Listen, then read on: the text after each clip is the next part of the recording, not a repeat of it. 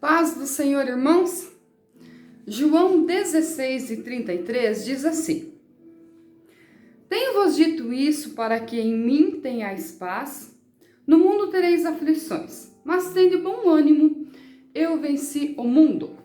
Nós estamos no famoso Setembro Amarelo, em que as instituições e igrejas têm trabalhado em favor da vida. Por quê? Porque muitas pessoas que enfrentam adversidades, problemas, elas têm optado pelo suicídio. Vamos dar uma olhada panorâmica no suicídio. Quais são as suas causas? Bem, as causas vêm de várias maneiras. Eu estava olhando um censo que diz que entre 15 a 25, 26 anos é a idade em que as pessoas mais se suicidam. Então nós vemos um problema muito sério entre os jovens. Por quê? Porque naquela fase em que a gente está saindo do ninho, a gente começa a adentrar no mundo, a gente começa a ter responsabilidades, a gente começa a ser tratado mais severamente, ainda que isso seja implícito, mas isso faz parte do desenvolvimento, isso faz parte do nosso crescimento e isso faz parte do início da fase de amadurecimento. Bem, nem todos conseguem entrar nessa nova fase com otimismo, com graça. E nós temos vários problemas que interferem nas emoções, ainda que o objetivo aqui não é trazer um laudo psiquiátrico, mas é necessário entrar nessa parte. Bem, nós temos vários problemas. Um dos problemas principais que causa insegurança, medo nas pessoas, é o ambiente familiar. A maneira em que fomos criados, se os pais criaram os filhos para ser fortes, se os pais criaram os filhos para serem resilientes, ou seja, reagir diante das adversidades, a nossa criação, ela é fantástica e ela é imprescindível. Porque em um determinado momento da vida, a maioria, talvez não todos, mas a maioria dos seres humanos irão se deparar com essa realidade. Irão olhar para todos os lados e não irão ver uma motivação para continuar. Bem, isso é mais normal do que aparenta ser. Algumas pessoas nunca falarão porque têm vergonha, porque têm medo do julgamento, mas no seu interior estão com esses pensamentos e com esses sentimentos. O que a Bíblia fala sobre isso? Nós temos em várias classes. Na classe espiritual, nós temos pessoas que se suicidaram pela culpa, como foi o caso de Judas. Nós temos um sacerdote do Velho Testamento. Poucas pessoas que a Bíblia relata, mas nós temos algumas pessoas que a Bíblia fala que suicidaram-se por problemas adversos. A culpa existe, a tentação existe. No âmbito emocional, nós vemos que existem problemas exteriores, como críticas constantes, nós temos bullying, nós temos várias questões. Aqueles jovens doidos que entram em escolas, em colégios, eles chegam e matam pessoas e depois se matam, sabe? Aquela loucura mental, aquela adrenalina, aquela coisa. No fundo, você vai olhar, é raiva reprimida. No fundo, são sentimentos que não foram tratados. Então, nós temos a parte exterior de pessoas que sofrem muitas pressões e não sabem lidar com elas. Aí nós temos os problemas interiores também. O sentimento de incapacidade, de inferioridade, o senso do valor próprio. E ali vem uma série de fatores. O que as pessoas nos fizeram, as injustiças que cometeram. Ali vem uma série de desejos, de pensamentos, de sentimentos que na verdade tem que ser tratado. Bem, quando uma pessoa me procura e fala sobre o suicídio, o que eu irei fazer? Eu preciso ouvir, eu preciso entender as razões. Muitas pessoas já nos procuraram. E a primeira reação do ser humano é o julgamento. A gente tem que guardar o julgamento e ouvir a pessoa e de alguma maneira tentar encorajá-la, porque essa força também você encontrará no teu interior.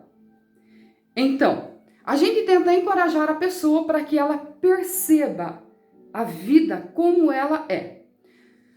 Não sei como você encara a vida. Vamos encarar a vida de uma maneira leve, simples. Vamos ver a vida assim como se fosse um jogo. Tem que ir passando de fase. Para passar de fases, você tem que dominar a fase em que você está. Você precisa se tornar experiente e passar de fase. Na vida é assim. A gente vai passando de fase conforme a gente vai sofrendo, amadurecendo, crescendo. O crescimento físico é normal e é fácil. O crescimento emocional é diferente. Gente, na teórica é tudo muito legal, é tudo muito fácil, na prática é difícil. Por exemplo, na teórica, resista à crítica, vença. Na vida real, você consegue resistir à crítica? Você vai ter que trabalhar o teu interior, você vai ter que trabalhar o teu psicológico. Como que eu olho para a crítica? Algumas pessoas se ressentem, algumas pessoas analisam a crítica. Eu analiso. Porque eu tenho uma maneira de ver as coisas. Eu analiso a crítica. Ela tem fundamento?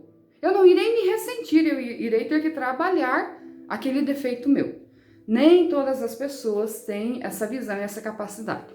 Tudo está relacionado na maneira como nós enxergamos a vida. Tudo está relacionado na maneira em que nós trabalhamos o interior. Entenda uma coisa. Haverá pressão em casa.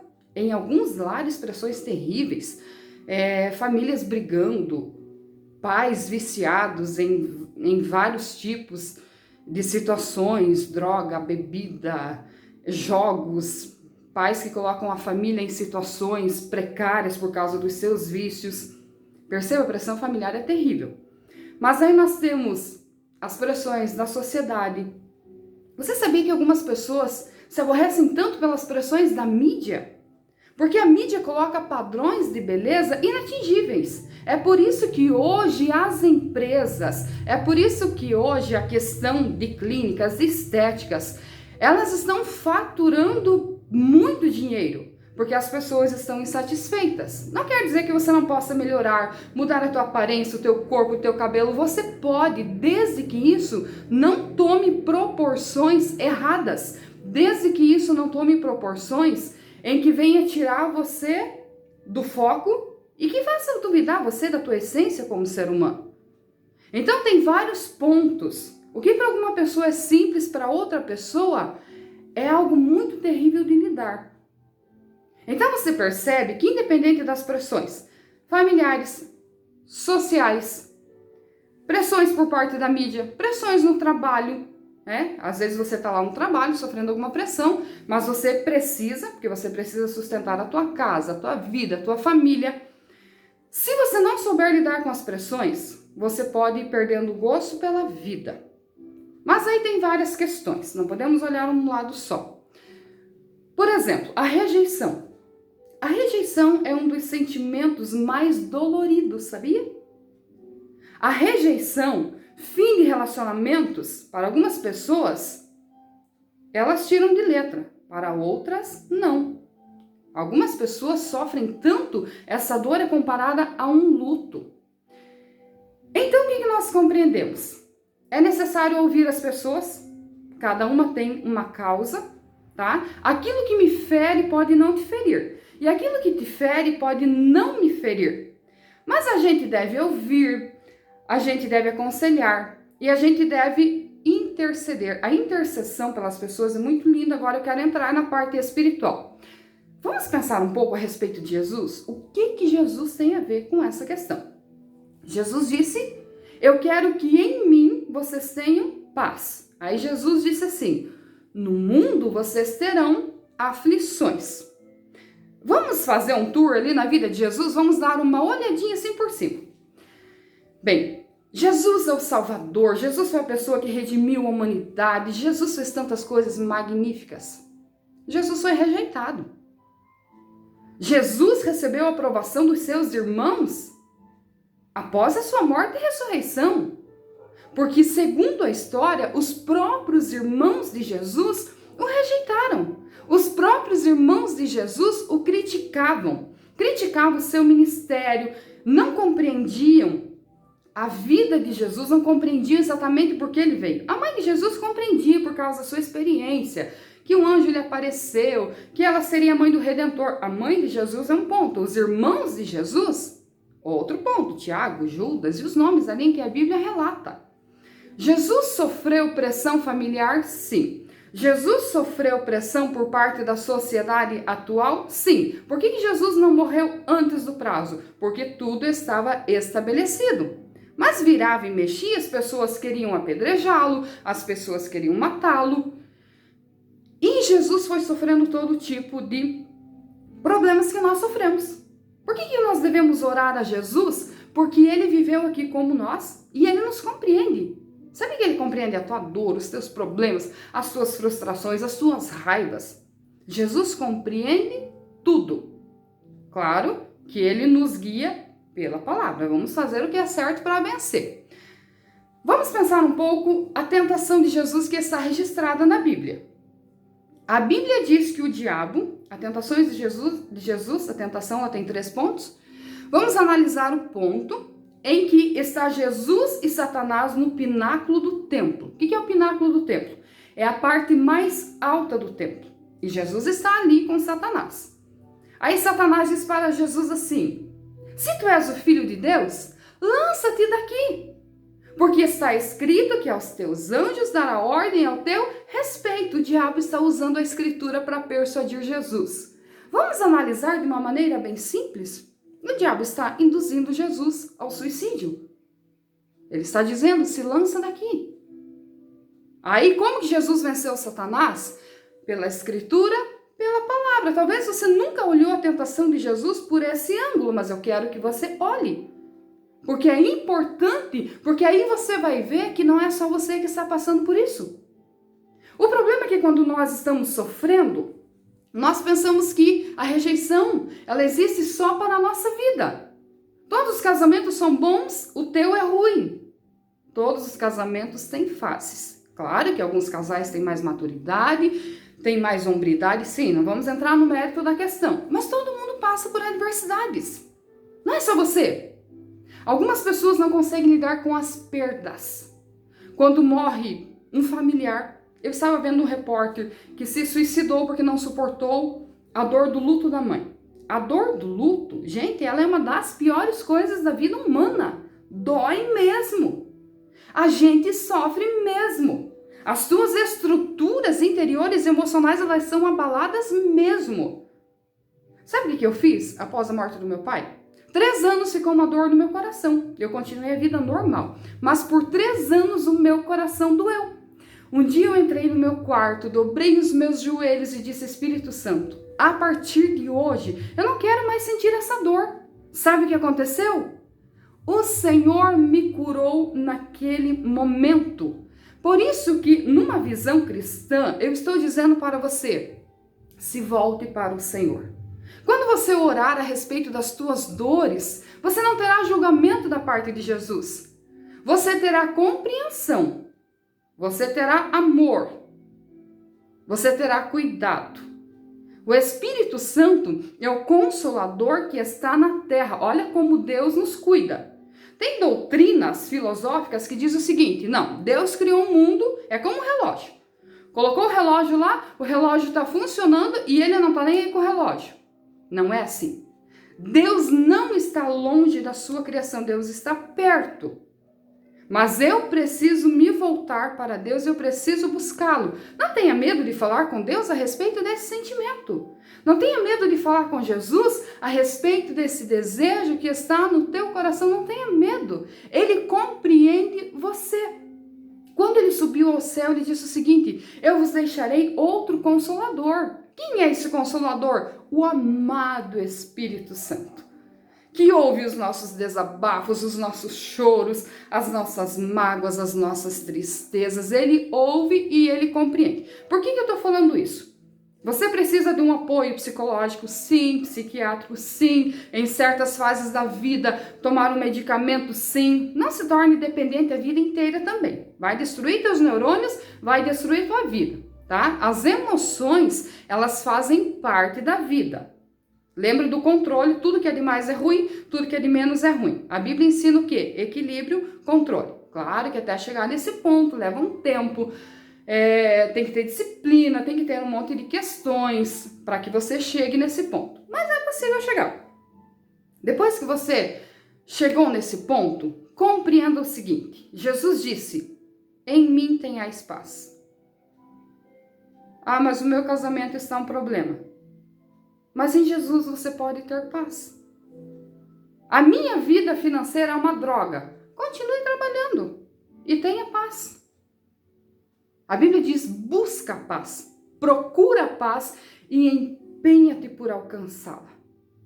Você tem que ter uma busca muito grande, você tem que ter uma busca constante. O que fazer quando a gente percebe os sinais de que alguém está está nos levando a compreender que aquela pessoa está pensando em se suicidar?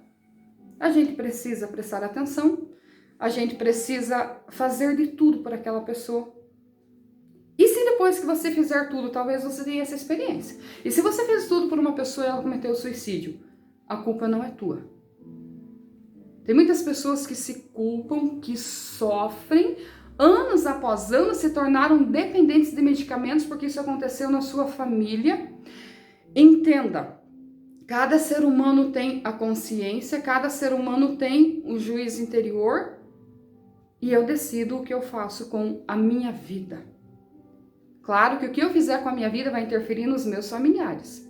Eles irão sofrer, eles irão... Sim, por isso que a gente tem que pensar muito. Mas se você já passou por essa experiência, busque Deus para que o Espírito Santo te conforte, te dê paz, te dê graça. Qual que é o nosso problema? O nosso problema é assim. Muitas áreas da nossa vida estão bem e uma está ruim. No que nós focamos? No que está bem? Não. A gente foca naquilo que está ruim e a gente põe tanta força, tanta gana naquilo ali, e aí a vida começa a ser sugada aos poucos. Você começa perdendo o desejo de cuidar de você. Você começa a ter insônia. Você começa a perder o desejo de cuidar da tua casa. Sabe? Às vezes a gente chega em casas que os filhos são lindos, saudáveis. Mas a pessoa, a mãe, o pai, não tem ânimo, não consegue cuidar, não consegue zelar. Isso está nas tuas emoções. Busque ajuda.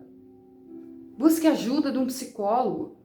Busque ajuda na igreja. Como a igreja tem ajudado pessoas nessa área? Esses pensamentos estão vindo com frequência na tua mente?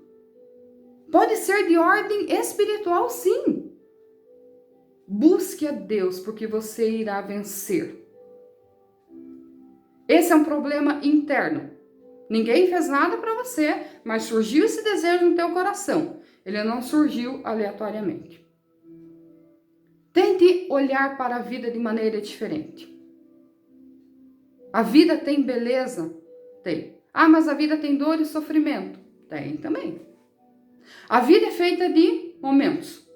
Você já viu uma pessoa na UTI que tem o coração lá? Tem aquela maquininha, o computador? E o coração, né? As reações do coração são assim, sobe, desce. Quando a linha fica reta, é porque a pessoa morreu. Então a vida é assim. Um dia a gente se levanta e se olha no espelho e vê uma princesa. Outro dia vê uma coruja. Faz parte do humor. Claro que isso não pode ser...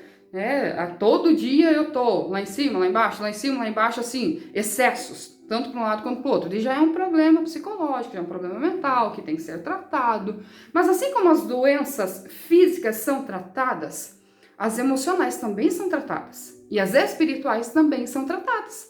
O problema é a gente cuidar do corpo e negligenciar a alma e o espírito. Então a gente tem que tratar das três partes, porque o ser humano é composto de espírito, alma e corpo. Tem que tratar a parte espiritual, tem que tratar a parte emocional, tem que tratar a parte física. E aí a gente vai superando. Passar por momentos difíceis. Tudo que é novo traz medo, tudo que é novo traz insegurança, mas faz parte da vida. Se a vida não tivesse novidades, se a vida não tivesse desafios, seria uma monotonia.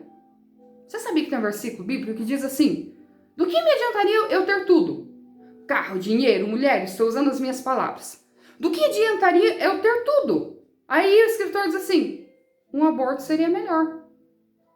O significado da vida não está na conquista, está no processo. Por exemplo, você quer se formar. Quando você se forma, chega o dia da formatura, legal, mas sabe o que deu sentido aquilo ali? É o processo. Dificuldade para pagar, para estudar, tempo, trabalho. Enquanto as pessoas estão brincando, se divertindo, você está horas e horas estudando, você está ali forçando a tua mente. É o processo.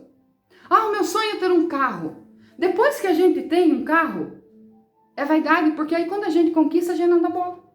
Sim ou não? Olhe para tudo que você desejou e conquistou. Depois que você conquistou, é legal ter? Trouxe mordomia? Trouxe. Mas não tem mais aquele significado que você sonhava, imaginava. Então, entenda que são os sonhos que movem a vida. São os desejos que movem a vida. Claro que isso causa uma certa insatisfação, né? Porque daí a gente sempre quer ter algo novo. Aprenda a lidar com o que é interior. Aprenda a expressar os sentimentos para pessoas certas, claro. Aprenda a lidar com as pressões exteriores. Aprenda a astúcia de Satanás para destruir a vida das pessoas. E eu quero encerrar falando do teu valor. Tem aquele corinho que a gente canta na igreja assim: quero que valorize o que você tem, você é um ser, você é alguém. Fantástico aquele corinho, não é? Aquele corinho é fantástico. Bem, você precisa compreender o teu valor como ser humano, você precisa compreender o teu valor como pessoa. Mas a pessoa que convive comigo me rejeita. Ei, a Bíblia, a palavra do Senhor, ela nos trata com tanto respeito, espiritualmente, emocionalmente, fisicamente. Ela nos trata com tanto cuidado, com tanto carinho. Então, entre você duvidar do teu valor por causa das pessoas, o meu conselho final é: olhe para o teu Criador. Sabe, lá no Éden, no livro do Gênesis, diz assim: façamos o homem conforme a nossa imagem, conforme a nossa semelhança. Eu e você somos imagem e semelhança de Deus. Satanás, o nosso inimigo, ele tenta questionar e ele tenta colocar dentro de nós dúvida a respeito do nosso valor. Os meus pais me rejeitaram, eu não sou ninguém. Os teus pais podem te rejeitar. O que a Bíblia diz? Ainda que uma mãe se esqueça de um filho que cria, que criou, que amamenta no seu seio, ainda que essa mãe se esqueça, né? Porque tem que ser uma doida. Porque a mãe, ela tem reações físicas que lembram que o filho está com fome. A mãe tem reações emocionais quando acontece algo com o filho. Então a mãe, ela é a expressão do amor de Deus, uma das expressões mais próximas. Por isso a Bíblia diz: ainda que uma mãe se esqueça do filho que cria, todavia eu não me esquecerei de ti. Em determinado momento da tua vida, você vai ser confrontado por esse amor, por essa verdade. Todo o teu coração quebrado, triste, amargurado, terá sentido. Você conhecerá o grande amor de Deus. Ele vai juntar os pedaços do teu coração. E você vai poder viver em paz. O meu conselho para você: suporte os momentos difíceis. Eles vêm para mim. Eles vêm para você, eles vêm sobre todos os seres humanos da Terra. Nós temos etnias diferentes, nós temos cultura diferente, nós temos crenças diferentes, mas nós temos algo em comum: alma. E a alma dói para todo mundo. Mas eu encerro com as palavras de Jesus: eu quero que em mim vocês tenham paz, tenham ânimo, porque eu venci o mundo. Que Deus te abençoe, em nome de Jesus.